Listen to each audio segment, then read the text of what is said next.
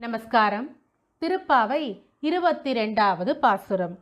அங்கன்மா ஞாலத்தரசர் அபிமான பங்கமாய் வந்து நின் பள்ளி கட்டிற்கீழே சங்கமிருப்பார் போர் வந்துதலை பெய்தோம் கிங்கினி வாய் செய்த தாமரை பூ போலே செங்கன் சிறு சிறிதே எம்மேல் விழியாவோ திங்களும் ஆதித்யனும் எழுந்தாற்போல் அங்கனிரண்டும் கொண்டு எங்கள் மேல் நோக்குதியேல் எங்கள் மேல் சாபம் இழிந்தேலோர் எம்பாவாய். விளக்கம்.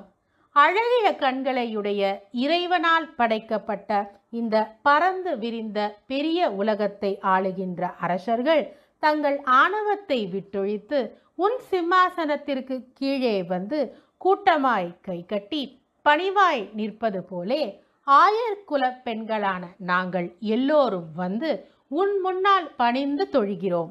ஏ கிருஷ்ண பரந்தாமா, மலர்ந்தும் மலராத தாமரை பூ போன்ற உன் சிவந்த கண்கள் சிறிதேனும் திரும்பி எங்களை பார்க்காதா? சூரிய சந்திரர்கள் போலிருக்கும் உனது இரு கண்களால் நீ எங்களை கடைக்கண்ணால் பார்த்தாலே எங்கள் மீதுள்ள சாபம் பாவம் எல்லாம் அகன்றுவிடும். இதுவே மேற்கண்ட பாசுரத்தின் விளக்கமாகும். இந்த பாசுரத்தை சேவிப்பவர்களுக்கு கண் சம்பந்தப்பட்ட அனைத்து நோய்களும் அகலும். பில்லி, சூனியம், பிசாசு, ஏவல் தொல்லைகள் இருந்தால் இந்த பாசுரம் சொல்லி வர விலகிவிடும். பித்ரு சாபங்கள் அகலும். மீண்டும் ஒருமுறை இந்த பாசுரத்தை சேர்ந்து சேவிப்போமா?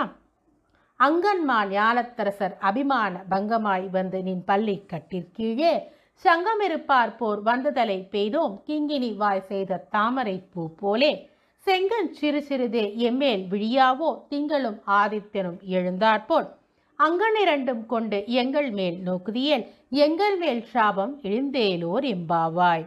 நன்றி. ஸ்ரீவில்லிபுத்தூர் ஸ்ரீ ஆண்டாள் ரங்கமன்னார் திருவடிகளே சரணம். கோதா காந்தஸ்மரணம். ஜெய் ஜெய் ரங்கரங்கா.